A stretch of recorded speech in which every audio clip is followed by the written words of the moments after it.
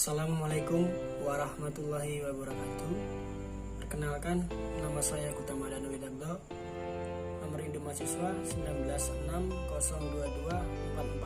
19602244086, kelas PKUD. Di sini saya akan menjelaskan tentang pentingnya kita mempelajari psikologi pendidikan guna untuk memenuhi tugas mata kuliah psikologi pendidikan. Oke, sebelumnya saya mengucapkan minal aidin wal faizin kepada seluruh teman-teman saya dan kepada Ibu dosen Ismarini. Oke, langsung saja. Mengapa kita penting mempelajari psikologi pendidikan? Karena sebagai calon pendidik kita harus memahami karakter seseorang atau siswa. Salah satunya kita bisa memahami karakter atau tingkah laku belajar anak yang berbeda-beda untuk mencari solusi dari permasalahan yang sedang dihadapi serta memberikan penjelasan bahwa anak sedang dalam kondisi belajar yang baik atau tidak. 1. Pertumbuhan merupakan proses transmilasi dari konstitusi fisik atau keadaan tubuh atau keadaan jasmaniah yang dalam proses aktif secara berkesinambungan. Dalam hasil pertumbuhan terdapat bertambahnya ukuran-ukuran kuantitatif badan anak seperti tinggi badan, berat badan, dan kekuatannya. Sedangkan yang dimaksud dengan perkembangan yaitu merupakan perubahan yang bersifat kuantitatif yang berkaitan dengan fungsi-fungsi psikis atau kejiwaan. Selanjutnya, remaja dan perkembangan masa remaja adalah suatu stadium dalam siklus perkembangan anak. Rentangan usia masa remaja ini adalah berada dalam usia 12 tahun sampai 21 tahun, dan bagi wanita tahun tersebut adalah tahun-tahun yang sangat rentan, dan untuk pria terjadi perkembangan pada usia 13 tahun sampai 22 tahun. Yang ketiga, teori belajar behavioristik. Teori belajar behavioristik adalah salah satu aliran psikologi. Menurut teori behavioristik, belajar adalah perubahan tingkah laku sebagai akibat dari adanya interaksi antara stimulus dan respon. Teori behavioristik memandang bahwa belajar adalah mengubah tingkah laku anak dari tidak bisa menjadi bisa, dari tidak mengerti menjadi mengerti. Itu yang dimaksud dengan teori belajar behavioristik.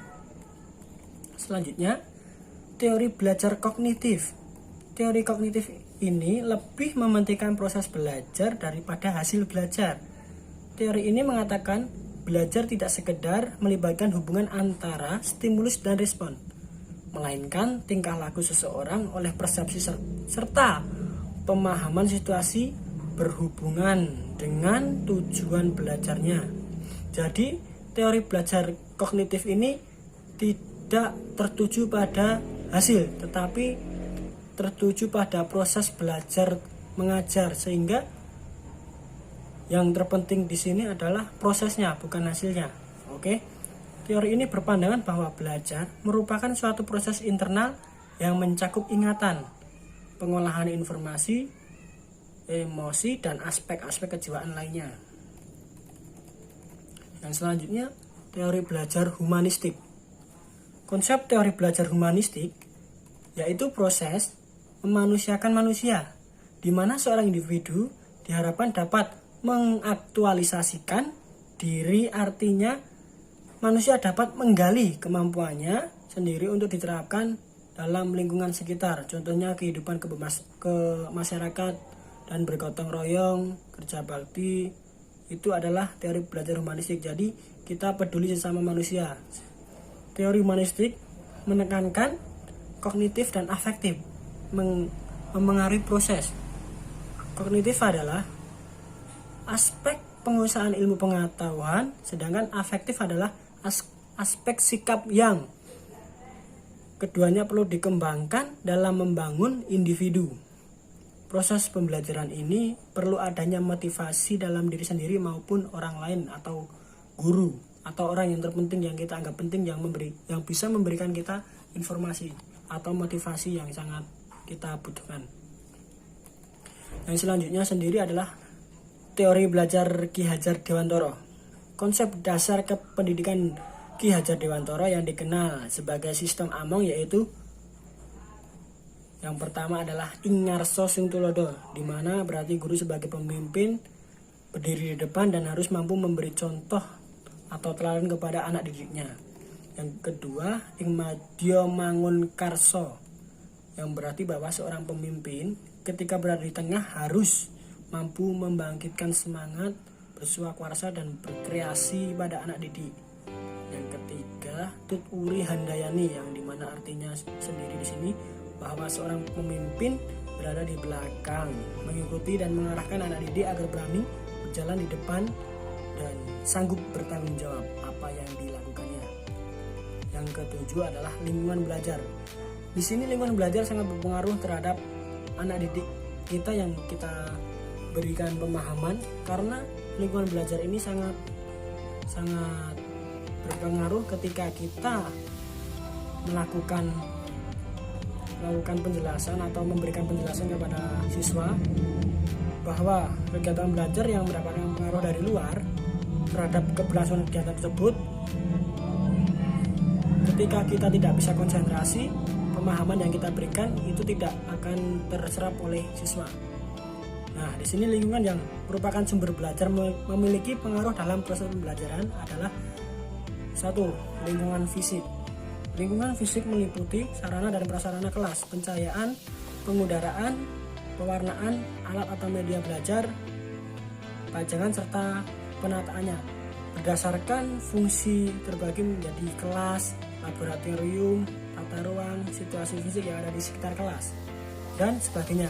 Kedua, lingkungan sosial merupakan pola interaksi yang terjadi dalam proses pembelajaran. Nah, lingkungan sosial meliputi orang tua, keluarga, masyarakat, tetangga, dan teman-teman bergaul siswa. Seluruh warga sekolah itu juga termasuk lingkungan sosial, baik itu guru, karyawan maupun teman-teman sekelas, dan semua yang dapat mempengaruhi semangat belajar kita. Yang ketiga adalah lingkungan non-sosial.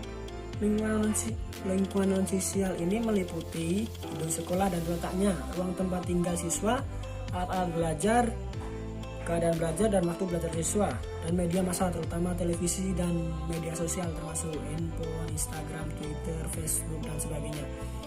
Yang kedelapan adalah motivasi belajar. Motivasi adalah dorongan yang timbul pada diri sendiri secara sadar atau tidak sadar untuk melakukan suatu tindakan dengan tujuan tertentu. Motivasi belajar terdapat faktor internal dari dalam sendiri, ya. Itu faktor internal itu kesadaran diri sendiri, dan eksternal adalah pengaruh dari luar. Yang kesembilan adalah evaluasi belajar. Secara umum, definisi evaluasi adalah suatu proses dalam mendapatkan informasi secara menyeluruh serta berkesinambungan mengenai proses serta hasil dari sebuah kegiatan yang dilakukan oleh seseorang yang nantinya dapat dijadikan sebagai dasar dalam penentuan lebih lanjut. Gitu. Yang dimaksud evaluasi belajar adalah kita mengumpulkan data, lalu kita diskusikan. Nah, di mana data itu maupun data tersebut ada kesalahan, kita dapat mengevaluasi atau mengubah atau merapatkan sehingga data yang selanjutnya lebih baik lagi dari sebelumnya. Ya. Selanjutnya adalah diagnosis kesulitan belajar. Diagnosis kesulitan belajar adalah suatu proses upaya untuk memahami jenis dan karakteristik kesulitan belajar dengan berbagai informasi sehingga mudahlah dalam pengambilan kesimpulan.